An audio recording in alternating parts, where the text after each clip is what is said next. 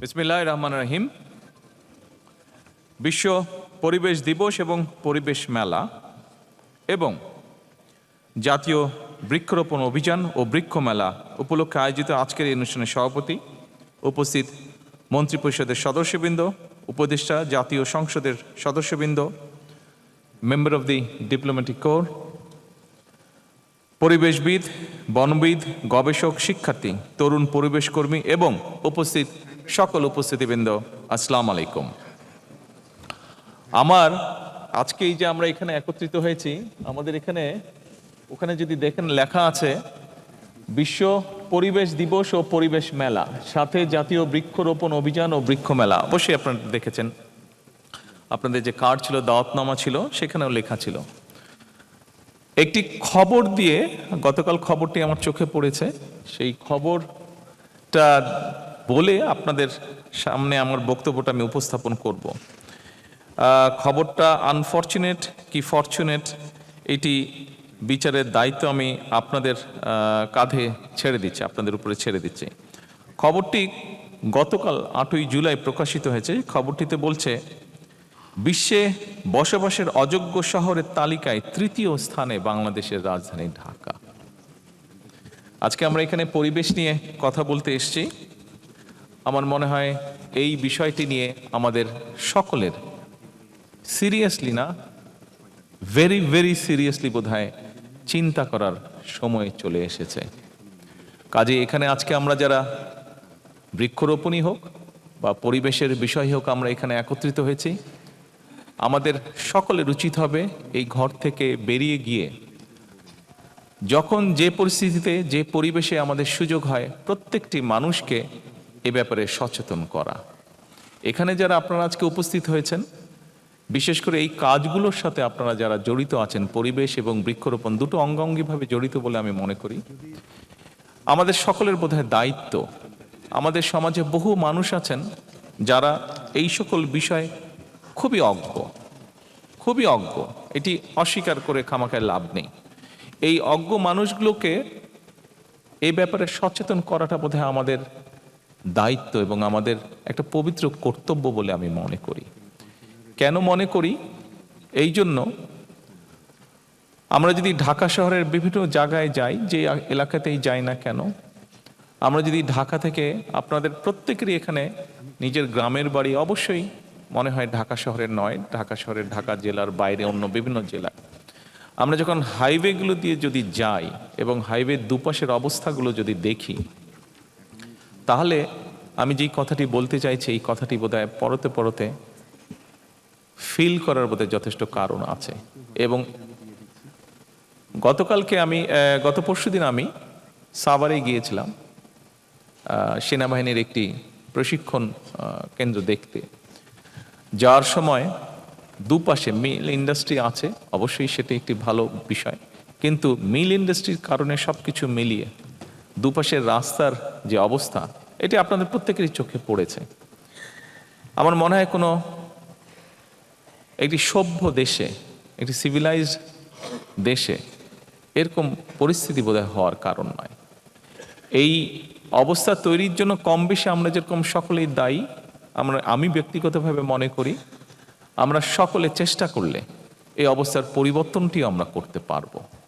আমার মনে হয় আজকের এই বিশ্ব পরিবেশ দিবস উপলক্ষে বোধহয় এরকম একটি প্রতিজ্ঞা বা শপথ বোধহয় আমাদের প্রত্যেকের নেওয়া উচিত আজকে। আসুন এবার আরো কিছু গুরুত্বপূর্ণ বিষয় আমি আমার অবস্থান থেকে আপনাদের সামনে তুলে ধরতে চাইছি। যদিও বক্তব্যের পর অনেক লম্বা হয়ে গেছে, আমি চেষ্টা করব আমার বক্তব্যটিকে সংক্ষিপ্ত রাখতে। সম্মানিত সকল উপস্থিতিবৃন্দ, পবিত্র কোরআনের একটি আয়াত উল্লেখ করে আমি আমার বক্তব্যটা শুরু করি। আল্লাহ তাআলা বলেছেন, তিনি সেই সত্তা যিনি পৃথিবীতে যা কিছু আছে সব তোমাদের জন্য সৃষ্টি করেছেন। সুতরাং নদী, নালা, গাছপালা, কীট পতঙ্গ, বন্য কিংবা গৃহপালিত পানি, অর্থাৎ আমাদের চারপাশ পরিবেশ, প্রতিবেশ, অর্থাৎ আল্লাহর এই সকল সৃষ্টি সবই কিন্তু মানুষের উপকারের জন্য। তবে আল্লাহ সকল সৃষ্টি থেকে যদি উপকার ভোগ করতে হয়, তাহলে মানুষ হিসাবে অবশ্যই কিন্তু আমাদের কিছু দায়িত্ব এবং কর্তব্য রয়েছে, যা খুব সংক্ষেপে আমি আপনাদের সামনে মাত্র তুলে ধরেছি। যথানিয়মে সকল সৃষ্টির যত্ন এবং পরিচর্যা করা আমরা যারা মানুষ তাদের বা মানব সমাজের দায়িত্ব। বিজ্ঞানের উৎকর্ষতার সঙ্গে সঙ্গে এটি প্রমাণিত সত্য যে ইকোসিস্টেম বা বাস্তুতন্ত্র যেটা আছে এটার সঙ্গে মানব সমাজের সম্পর্ক অত্যন্ত গভীর এবং অবিচ্ছেদ্য। এই বাস্তুতন্ত্র বা ইকোসিস্টেমের নিরাপদ লালন এবং বিকাশের সঙ্গে মানব সমাজের নিরাপদে বেড়ে ওঠা ওতপ্রোতভাবে জড়িত। গতকালকে, এই জন্য বলছি, গতকালকে আমার সাথে সংসদে বিরোধী দলীয় নেতা ওনার কথা হচ্ছিল, এমনি আমরা দুই রাজনৈতিক কর্মী আমরা আলাপ করছিলাম একটি বিষয়। কিছুদিন আগে উনি হঠাৎ অসুস্থ হয়ে গিয়েছিলেন এবং ওনাকে গুলশানে, উনি খুব সম্ভবত লেক ভিউ হসপিটালে ছিলেন, তো ওখানে ওনাকে ছাদে নিয়ে যাওয়া হয়। একদিন ছাদে নিয়ে যাওয়ার পরে উনি হাঁটছিলেন, কিন্তু উনি আমাকে যেটা বললেন যে কিছুক্ষণ পরে উনি আর ছাদে হাঁটতে পারছিলেন না, কারণ আশেপাশে এত অসম্ভব স্মেল লেকটার। তো আমার মনে হয় এই যে কথাটা বললাম, দেখুন এরকম অভিজ্ঞতা বোধহয় আমরা সকলেই, শুধু বিরোধী দলীয় নেতাই নয়, সকলেই কম বেশি আমরা বিভিন্ন সময় এইটা ফেস করে থাকি, এক্সপেরিয়েন্স করে থাকি এরকম অভিজ্ঞতা। সেজন্যই বলছি যে এইটার নিরাপদ লালন বা বিকাশের সঙ্গে মানব সমাজ বা আমরা কিভাবে জড়িত।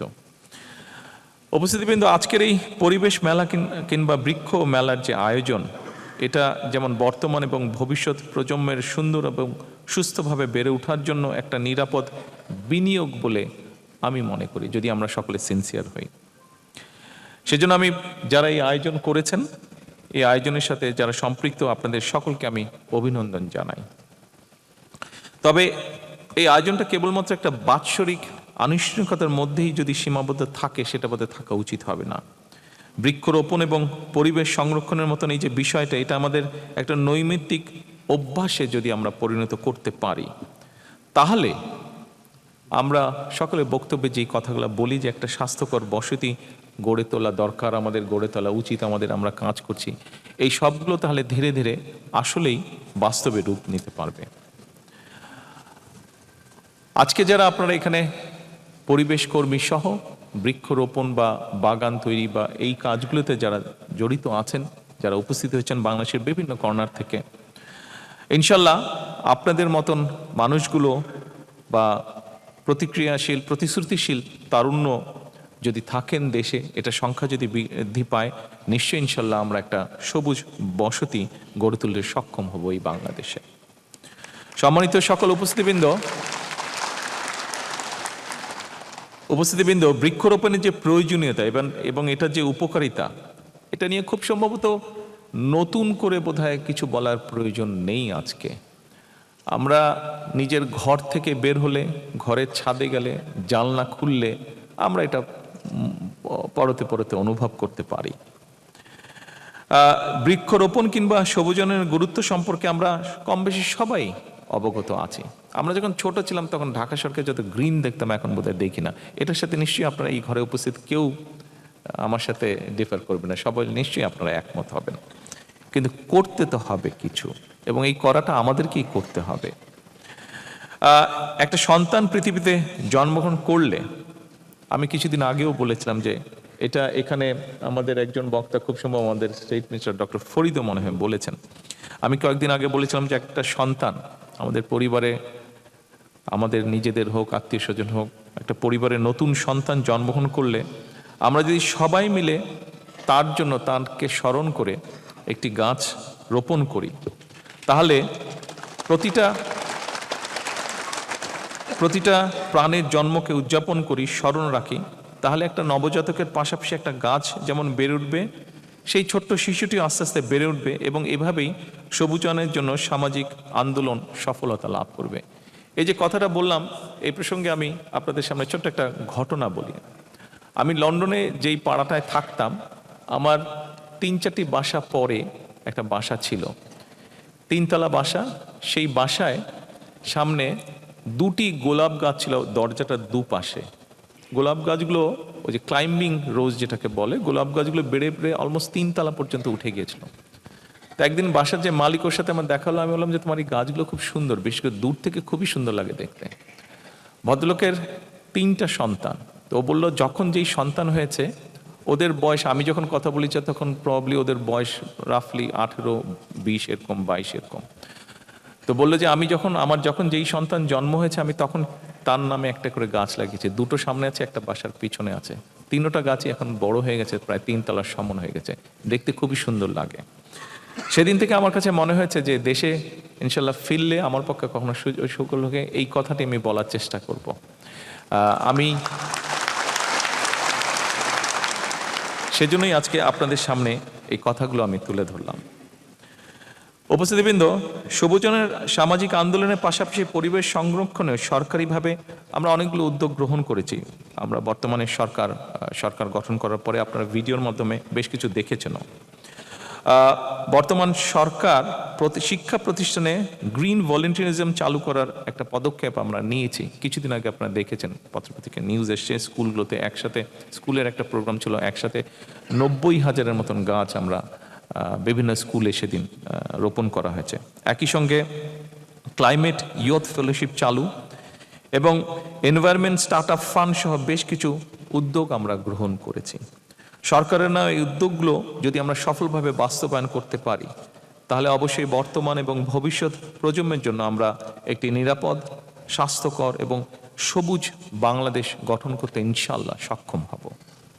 উপস্থিতবৃন্দ, এর মধ্যে প্রায় সকলেই জানেন এটি আমাদের বর্তমান সরকারের নির্বাচনী ম্যানিফেস্টোতে ছিল যে আমরা 5 বছরে নতুন করে 25 কোটি গাছ রোপণের কর্মসূচি নিয়েছি। ইচ্ছে মতন যদি আমরা গাছ রোপণ করি তাহলে কিন্তু এই লক্ষ্যটা সফল হবে না। আমি ব্যক্তিগতভাবে যেটা বিশ্বাস করি যে কোন পরিবেশে, কোন মাটিতে, কি ধরনের আবহাওয়ায় কোন প্রজাতির গাছ রোপণ করা প্রয়োজন এটি সম্পর্কেও কম বেশি আমাদের একটি ধারণা থাকতে হবে এবং সেই বিষয়টিকে প্রাধান্য দিয়েই গাছগুলোকে আমাদের রোপণ করতে হবে। আমাদের দেশে ইদানিং আমার কাছে মনে হচ্ছে বিষয়টি একটু কম, কিন্তু 90-এর দশকে আমার মনে আছে খুব দেখতাম যে ইউক্যালিপটাস বা আকাশমণি প্রজাতির একটা গাছ, এই দুটো গাছ লাগানো হতো। এটা সম্পর্কে অনেক ক্যাম্পেনিং হয়েছে এবং আমরা একসময় জানতে পেরেছি এই গাছটা হয়তো তাড়াতাড়ি বেড়ে উঠে হয়তো কিছুটা টিম্বার ভ্যালু আছে, কিন্তু পরিবেশের জন্য এটা খুবই ক্ষতিকারক এই গাছ দুটো। কাজেই আমাদেরকে এই বিষয়গুলো মাথায় রাখতে হবে যে আমাদের পরিবেশের জন্য যে গাছগুলো ক্ষতিকারক সেই গাছগুলোকে অবশ্যই বোধহয় পরিহার করা উচিত, সেই গাছগুলোকে আমাদের এনকারেজ করা উচিত না রোপণের জন্য। এবং একই সাথে নতুন বৃক্ষরোপণের ক্ষেত্রে দেশীয় প্রজাতির গাছ যেমন ঔষধি, অর্কিড, বাঁশজাতীয়, বনজ, ফলদ, অর্থকরী বা বিপন্ন প্রজাতির গাছ এইগুলোকে রোপণ করা বোধহয় খুবই দরকার। কিছুদিন আগে আপনারা খবরে দেখেছেন আমাদের কক্সবাজারে একটি ট্রেন লাইন গিয়েছে চট্টগ্রাম থেকে দুলহাজারিয়া হয়ে। ওই দুলহাজারিয়াতে প্রায় কয়েক লক্ষ গাছ কেটে ফেলা হয়েছে এই ট্রেন লাইনটা নিতে গিয়ে। আমরা চেষ্টা করছি এগুলোকে রিপ্লেস করতে, যদিও সরকারি হিসাব নিকাশে বলা হয়েছে গাছগুলো সেখানে 7 লক্ষ গাছ রোপণ করা হয়েছে। টু বি অনেস্ট, আমি সংশ্লিষ্ট যারা গাছ লাগিয়েছে তাদের কাছে আমি রিপোর্টটা নিয়েছিলাম কয়েকদিন আগে, সপ্তাহ 2-3 আগে, যে আপনার রিপোর্টটা দেন তো দেখি কোথায় কোথায় 7 লক্ষ গাছ আপনারা রোপণ করেছেন। পরে আমি আমার মতন করে ভেরিফাই করেছি, চেক করেছি এবং দেখেছি যে অ্যাকচুয়ালি 7 লক্ষ গাছ নেই, হার্ডলি ওখানে 2 লক্ষর মতন গাছ হবে, তো যেটি খুব দুঃখজনক, ভেরি আনফর্চুনেট। তো আমার মনে হয় এই বিষয়গুলোর প্রতি বোধহয় আমাদের নজর দেওয়া প্রয়োজন, একটু সিরিয়াস হওয়া প্রয়োজন। তবে বৃক্ষরোপণ বা কিংবা বনায়ন এটাই বোধহয় শেষ কথা হওয়া উচিত হবে না। এই বনায়ন পশু পাখি, বিভিন্ন প্রাণী, কীট পতঙ্গের জন্য নিরাপদ বাসস্থান কিংবা প্রয়োজনীয় আহারের যোগান দিতে পারে কিনা এটিও কিন্তু আমাদের চিন্তার মধ্যে থাকা প্রয়োজন। কারণ আমরা অনেক গাছ, অনেক কিছু কেটে ফেলার কারণে যেটি হচ্ছে সমস্যা, অনেক পোকামাকড়, অনেক কিছু কিন্তু বিলুপ্ত হয়ে যাচ্ছে, যেটাও পরিবেশের জন্য ক্ষতিকারক। গাছপালা, প্রাণী অর্থাৎ সকল জীব এবং মাটি, পানি, বায়ু, জড় পরিবেশ সব কিছু যাতে স্বাভাবিকভাবে মিলেমিশে থাকতে পারে, বনায়নের মাধ্যমে, ফরেস্টেশনের মাধ্যমে এরকম একটা ইকোসিস্টেম বজায় এবং বহাল রাখায় আমরা চেষ্টা করছি। বর্তমান সরকার যে কাজগুলো করছে তার ভিতর দিয়ে এই পুরো জিনিসটাকে একসাথে রাখার, পরিবেশের যে ঠিকটাকে, সেটাই আমাদের লক্ষ্য। শুধু যে গাছ লাগাবো আমরা, শুধু যে প্লাস্টিক সরাবো তা না, অনেকগুলো ইন্টিগ্রেটেড জিনিস আছে, সেগুলোকে আমরা খেয়াল রাখার চেষ্টা করছি। আজকের এই পরিবেশ এবং বৃক্ষ মেলায় উপস্থিত সুধীজন এবং যারা অনলাইনে আমার এই বক্তব্য শুনছেন কিংবা হয়তো পরবর্তীতে শুনবেন, আপনাদের প্রতি আমি আরেকটি বিষয়ে দৃষ্টি আকর্ষণ করতে চাইছি। সেই বিষয়টি হলো, নতুন বৃক্ষ রোপণ অবশ্যই জরুরি, তবে এই যেই গাছটাকে আমরা রোপণ করলাম এটা নিরাপদে বেড়ে উঠছে কিনা, বেড়ে উঠতে পারছে কিনা সেটি নিশ্চিত করাও খুব বেশি জরুরি। আর যুগ যুগ ধরে যে স্থানীয় ইকোসিস্টেমের অংশ হয়ে যাওয়া যে গাছগুলো আছে, একটু আগে যেটা বলেছি যে মাদার ট্রি বলতে যেগুলোকে বুঝি আমরা, সেগুলো যাতে রক্ষা পায়, সেগুলো যাতে কেটে না ফেলা হয়, এই বিষয়টি অত্যন্ত জরুরি। কিন্তু এই বিষয়ে বোধহয় আমাদের একটু সচেতন হওয়া প্রয়োজন। আমি আশা করব আজকে এখানে বন বিভাগের বড় কর্মকর্তারা আছেন, তারা সেই বিষয়টি চেষ্টা করবেন নিশ্চিত করতে। সরকার পরিবেশ রক্ষার স্বার্থে বন উজাড়, পাহাড় কাটা, ম্যানগ্রোভ ধ্বংস এবং বন্যপ্রাণী নিধনের বিরুদ্ধেও আমরা চেষ্টা করছি যতটা ম্যাক্সিমাম পসিবল কঠোর অবস্থান নেওয়া যায়। এর ভিতরে আমরা বেশ কিছু কাজ করার চেষ্টা করেছি, কিন্তু বহুদিনের একটা ব্যাপার, এই মাইন্ডসেট চেঞ্জ করা খুবই কষ্টকর, খুবই দুঃসাধ্য ব্যাপার হয়ে দাঁড়াচ্ছে, ডিফিকাল্ট ব্যাপার হয়ে দাঁড়াচ্ছে। এই জিনিসটা আসলে মানুষকে বোঝাতে হবে। সেজন্য প্রথমেই আমি বলেছিলাম যে পুরো বিষয়টা যদি আমাদেরকে অ্যাড্রেস করতে, আমাদের প্রত্যেকটা মানুষকে একটু একটু করে হলেও অবদান রাখতে হবে, যার পক্ষে যতটুকু সম্ভব, যেই পরিবেশে সম্ভব। এই পশু পাখিগুলোকে আমাদের রক্ষা করতে হবে, কীট পতঙ্গগুলোকে রক্ষা করা প্রয়োজন। আমরা কোনো একটি পোকা দেখলে আমরা ঠাস করে পোকাটাকে মেরে দেই, মাকড়সা দেখলে মাকড়সা হয়তো ওইখানে আছে, এখান থেকে উঠে গিয়ে আমরা ওটাকে মেরে দিই। আপনার দরকার কি? মাকড়সাটা তো আপনাকে কামড়াচ্ছে না, কিছু করছে না, দরকার কি ওটাকে মারার? তো এই জিনিসগুলো আমাদের মনে হয় বাচ্চাদেরকেও শেখানো উচিত, সবাইকে শেখানো উচিত আমাদের। একটা পাখি দেখলে, কিছু দেখলে আমরা দৌড় দিয়ে ঢিলা দিই, আরে ভাই পাখিটা আপনাকে কি বিরক্ত করছে? ওর মতন করে কিচিরমিচির করে ডাক দিচ্ছে, দরকার কি ওকে ঢিলানোর? উপস্থিত পরিবেশবিদ, বনবিদ এবং সুধীবৃন্দ, মানব সমাজ নিজেদের স্বার্থেই মাটি, নদী, বন, জীব বৈচিত্র্য এবং প্রাকৃতিক সম্পদকে আমাদের গুরুত্ব দিতে হবে।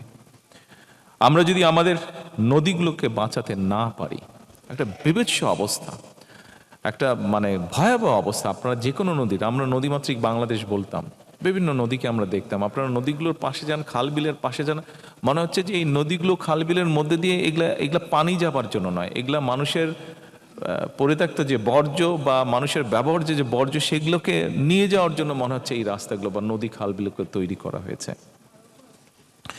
আমরা যদি আমাদের নদীগুলোকে বাঁচাতে না পারি, তাহলে অবশ্যই কিন্তু কৃষি, খাদ্য নিরাপত্তা এবং পানির নিরাপত্তার কোনোটাই নিশ্চিত করা সম্ভব হবে না, কোনোটাই নিশ্চিত করা সম্ভব হবে না। এ কারণেই ইকোসিস্টেম রক্ষা করাটা অত্যন্ত জরুরি। উন্নয়ন ও পরিবেশকে একে অপরের প্রতিদ্বন্দ্বী হিসেবে না দেখে, বরং প্রকৃতির সঙ্গে সম্প্রীতি বজায় রেখে উন্নয়ন এবং সমৃদ্ধি গড়ে উঠুক, এটি বর্তমান সরকারের প্রত্যাশা, বর্তমান সরকারের পরিকল্পনা, ইচ্ছা, যেভাবেই আমরা বলি কেন। ছাদ বাগান, নগর ফরেস্টেশন, নগর বনায়ন, GIS ভিত্তিক বৃক্ষরোপণ, নদী তীর এবং খালের দুপাশে সবুজায়ন এবং ইকো ট্যুরিজমকে সরকার অর্থনীতির নতুন ক্ষেত্র হিসেবে আমরা বিকশিত করতে চাই। এগুলো থেকেও কিন্তু অনেক মানুষের অনেক আর্নিং হতে পারে, একটা বিজনেস গ্রো করতে পারে, সেটিও আমাদের একটি লক্ষ্য। সম্মানিত সকল উপস্থিতিবৃন্দ, জলবায়ু পরিবর্তনের যে অভিঘাত, এটা বোধহয় এখন আর ভবিষ্যতের কোনো আশঙ্কার বিষয় না। জলবায়ু আমরা দেখছি, বৃষ্টি হচ্ছে না, আবার হঠাৎ করে বৃষ্টি হচ্ছে সব দিক দিয়ে। আগে যেরকম সুন্দর বর্ষাকালে সুন্দর বৃষ্টি হতো, আজকে কালকে এভরিডে কম বেশি বৃষ্টি হতো, সেভাবে হতো না। কিন্তু এখন দেখছি বৃষ্টি হচ্ছে না, শুকনা অসম্ভব গরম, আবার হঠাৎ করে। তো এই যে জলবায়ুর উপরে যে প্রভাব, এটা বোধহয় এখন আর আশঙ্কার কিছু না, এটা আমরা ফেস করছি এখন রীতিমতন। ঘূর্ণিঝড়, বন্যা, খরা, তাপপ্রবাহ কিংবা দাবদাহ, নদী ভাঙন, লবণাক্ততা আমাদের কৃষি, স্বাস্থ্য, অর্থনীতি, সর্বোপরি জনজীবনকে প্রতিদিন চ্যালেঞ্জের মুখে আমাদেরকে ফেলে দিচ্ছে। এই বাস্তবতায় বর্তমান সরকার পরিবেশকে কোনো আলাদা খাত হিসাবে নয়, বরং জাতীয় উন্নয়নের অন্যতম ভিত্তি হিসেবে বিবেচনা করছি আমরা। বর্তমান সরকারের লক্ষ্য একটা সবুজ, পরিচ্ছন্ন, জলবায়ু সহনশীল, টেকসই বাংলাদেশ প্রতিষ্ঠা করা। আমার মনে হয় মানুষ হিসাবে এটি বোধহয় শুধু সরকার না, আমি বক্তব্যে বলেছি সরকারের, কিন্তু আমার কাছে মনে হয় এটি মানুষ হিসেবে এই ঘরে যারা বসে আছেন, এর ঘরের বাইরে বহু মানুষ আছেন যারা বিষয়টি রিয়েলাইজ করছেন, এটি বোধহয় আমাদের সকলেরই লক্ষ্য। কারণ যারা এই বিষয়ে কাজ করছেন আমরা বুঝতে পারছি যে আমরা যদি এখনই বিষয়টিকে অ্যাড্রেস না করি সঠিকভাবে, তাহলে কি ভয়াবহ একটা পরিস্থিতিকে আমরা এগিয়ে যাচ্ছি। সম্মানিত উপস্থিতিবৃন্দ, বর্তমান বৃক্ষরোপণের পাশাপাশি বর্তমান সরকার সারা দেশে 20,000 কিলোমিটার নদী ও খাল খনন এবং পুনর্খননের যে কর্মসূচি বাস্তবায়ন শুরু করেছে, সেটি শুধুমাত্র কৃষকদের জন্য বছর জুড়ে কৃষি সেচ সুবিধা নিশ্চিত করবে না, বরং আমরা যেটা আশা করছি জলবায়ু পরিবর্তনের অভিঘাত মোকাবেলার ক্ষেত্রেও কার্যকর ভূমিকা রাখবে। তবে পরিবেশের উন্নয়ন শুধুমাত্র বৃক্ষরোপণ কিংবা খাল খননের উপরেই নির্ভর করে না, এটি কিছুটা সাপ্লিমেন্ট করে, কিন্তু পুরোপুরি নির্ভর করছে না এটার উপরে। রাজধানী সহ বিশেষ করে সারা দেশের সকল নগর, বন্দর এবং শহরতলির বর্জ্য ব্যবস্থাপনাতেই কিন্তু আমূল পরিবর্তন আনার কোনোই বিকল্প নেই। এ ব্যাপারে আপনাদের সকলের যারা আছেন, বিশেষ করে পরিবেশ নিয়ে যারা কাজ করছেন, আপনাদের অসম্ভব সহযোগিতা আমার প্রয়োজন, সরকারের প্রয়োজন। আপনাদের সহযোগিতা ছাড়া এখানে অনেকেই আছেন, আমি দেখেছি বিভিন্ন ভিডিওতে, আমি দেখেছি তারা নিজ উদ্যোগে তাদের সংগঠন থেকে তারা বিভিন্ন রকম খাল, নদী, নালা, খাল, বিল এগুলো আপনারা পরিষ্কার করছেন। আপনারা যারা করছেন, আপনাদেরকে আমার পরিবেশের জন্য যারা এই কাজগুলো করছেন, আপনাদেরকে ব্যক্তিগতভাবে আন্তরিকভাবে আমি অভিনন্দন এবং শুভেচ্ছা জানাচ্ছি। তবে আপনাদের যেই সাপোর্ট, আপনাদের যেই সহযোগিতা, আপনাদের যেই সাপোর্ট, এটি যে কোনো সময় থেকে বর্তমান সরকারের জন্য অত্যন্ত অত্যন্ত অত্যন্ত প্রয়োজনীয়, অত্যন্ত দরকার। উপস্থিতিবৃন্দ, প্লাস্টিক বর্জ্য উল্লেখযোগ্যভাবে কমিয়ে আনার লক্ষ্যে সরকার ইতিমধ্যে কাজ শুরু করেছে বা করার চেষ্টা করছে সরকার। একই সঙ্গে জৈব সার উৎপাদন, পুনর্ব্যবহার, বর্জ্য থেকে জ্বালানি উৎপাদন এবং রিডিউস, রিইউজ, রিসাইকেল, এই 3R নীতিকে সরকার জাতীয় পর্যায়ে বাস্তবায়নের নীতি বা উদ্যোগ গ্রহণ করেছে বা ব্যবস্থা নিয়েছে। বর্জ্য ব্যবস্থাপনা একটি সুশৃঙ্খল পদ্ধতিতে আনতে হলে এটি শুধুমাত্র নগর প্রশাসন কিংবা পুলিশ দিয়ে নিশ্চিত করা সম্ভব নয়। যেই কথাটি আমি প্রথম থেকে বলার চেষ্টা করছি, সবকিছু আমরা পুলিশ, জোর, আইন দিয়ে সবকিছু করা সম্ভব নয়, আমাদেরকে এটা অ্যাওয়ারনেসের মাধ্যমে করতে হবে। এজন্য প্রয়োজন ছোট বড় প্রতিটি নাগরিকের দায়িত্বশীল আচরণ, প্রতিটি নাগরিকের প্রতি উদাত্ত আহ্বান, অনুগ্রহ করে যেখানে সেখানে বর্জ্য কিংবা উচ্ছিষ্ট ফেলবেন না, দয়া করে। আসুন আমরা চেষ্টা করি আমাদের বন্ধু বান্ধব, আত্মীয় স্বজন, পরিচিতি পরিজন সবাইকে এই বিষয়টি সুযোগ পেলেই বলা। কয়েকদিন আগে, এটি অবশ্য খুবই নিত্য নৈমিত্তিক একটি দৃশ্য, তবে আমি কয়েকদিন আগে খুব সময় বাসা থেকে অফিসে ফিরছিলাম, কোনো একটা সিগন্যালে একটু দাঁড়িয়েছি, একটা ছেলে, ও খেয়াল করেনি, এত গাড়ির মধ্যে খেয়াল করার কোনো কারণও নেই, কিছু একটা খাচ্ছিল, খেয়ে ওর হাতে একটা প্যাকেট ছিল, যে প্যাকেট থেকে বের করে খাচ্ছিল, তার প্যাকেটটা ঠাস করে ওখানে ফেলে দিল। তা আমার মনে হচ্ছিল ওকে গিয়ে বলি, ভাই তুই প্যাকেটটা উঠে একটু কোনো এক জায়গায় ভালো হয় পকেটে নে বা কোনো এক জায়গায় ফেল, বাট নামতে আমি পারছিলাম না, বাট আমার ইচ্ছা করছিল নেমে গিয়ে ওকে আমি কথাটা বলি।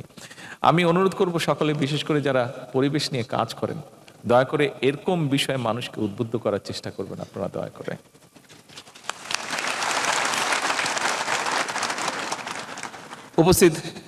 সকল উপস্থিতবৃন্দ, মানব সমাজের সুস্থ এবং নিরাপদ জীবনের জন্য এতক্ষণ আমরা বৃক্ষরোপণ কিংবা পরিবেশ সংরক্ষণ নিয়ে কথা বলেছি। আরেকটা বিষয় প্রতি আমাদের একটু সতর্ক থাকা প্রয়োজন। জনসংখ্যা বৃদ্ধি, জলবায়ু পরিবর্তন, অপরিকল্পিত নগরায়ন এবং নদী ও জলভূমি ভরাট এবং বন উজাড় সহ নানা কারণে জীববৈচিত্র্য হুমকির মুখে পড়ছে। এসব কারণে বন্য প্রাণী, জলজ উদ্ভিদ এবং প্রাণীর আবাসস্থল অস্তিত্ব সংকটে বাধ্য। একটু আগে আমি ওই যে একটা অ্যাওয়ার্ড দিলাম আদনানকে আমি চিনি, আর অনেকেই আছেন আদনানের মতন, আদনানকে আমি চিনি। এই বিষয়টি নিয়ে এই যে ও এখন আমি বললাম যে কি খবর, ও আবার আদনান কোথায় গেল, আদনান ওই যে আদনান ও আবার সাপ ধরতে পারে। তা আমি আবার জিজ্ঞেস করলাম পকেটে সাপ টাপ নেই তো তোমার? তো এখন আমি জিজ্ঞেস করলাম যে ও নিজে থেকেই বললো যে এই প্রোগ্রাম শেষ করে ও বোধহয় কেরানীগঞ্জ যাবে, কোনো একটা বাড়িতে সাপ ঢুকেছে। এই জন্য আমি কথাটি বলছি যে মাত্র যেটা বললাম যে পশু পাখি সব কিছু একটা বিপন্ন অবস্থার মধ্যে চলে গিয়েছে, এই যে বন টন সব উজাড় হয়ে যাওয়াতে সব জায়গায় যে মানুষ দখল করছে, বাসা বাড়ির ভিতরে কেন সাপগুলো ঢুকছে। আমি প্রায় বছরখানেক আগে ওর সাথে কথা বলছিলাম, তখন আমি দেশে আসিনি, তখন লন্ডনে ছিলাম। তো ও বললো যে ভাইয়া এই জন্য ঢুকছে। আমরা যে ঘর বাড়িতে 9 তলা, মিরপুরের কোনো 9 তলা বাড়ি থেকে সে সাপ বের করেছে। তার মানে যে 9 তলায় সাপ গেল কেমন করে, বলে যে কি করে গেল বলতে পারি না, তবে যেটা হচ্ছে যে সব জায়গায় আস্তে আস্তে মানুষ ঢুকে যাচ্ছে, যেই জায়গায় সাপ বা পোকা মাকড় এগুলা ছিল মানুষ এখন ওদের জায়গাগুলো দখল করছে। তো ওরা যাবে কোথায়? ওদেরও তো বাঁচতে হবে, যতক্ষণ বেঁচে থাকবে ওদেরকে তো ঢুকতে হবে। সেই জন্য এখন ওরা মানুষের বাড়ি ঘরের মধ্যে ঢুকে যাচ্ছে। আমার মনে হয় এই বিষয়গুলো আমাদেরকে রিয়েলাইজ করতে হবে, এই বিষয়গুলো আমাদের চিন্তা করতে হবে, এবং এই বিষয়গুলো যার যার অবস্থান থেকে বোধহয় আমাদের একটা দায়িত্ব পালনের সময় চলে এসেছে। সম্মানিত সকল উপস্থিতি, কিন্তু অনেক লম্বা বক্তব্য হয়ে গেছে।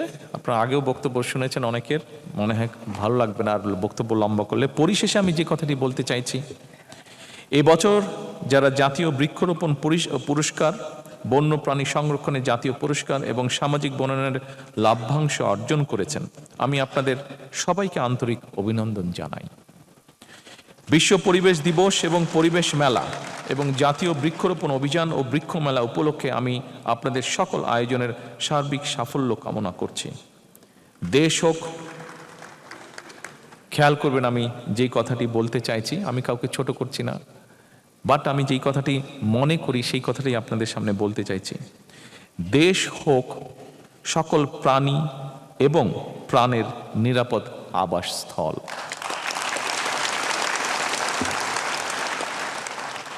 সম্মানিত সকল উপস্থিতিবৃন্দ, এই প্রত্যাশা রেখে আমি আমার আজকের বক্তব্য শেষ করছি। আল্লাহ হাফেজ।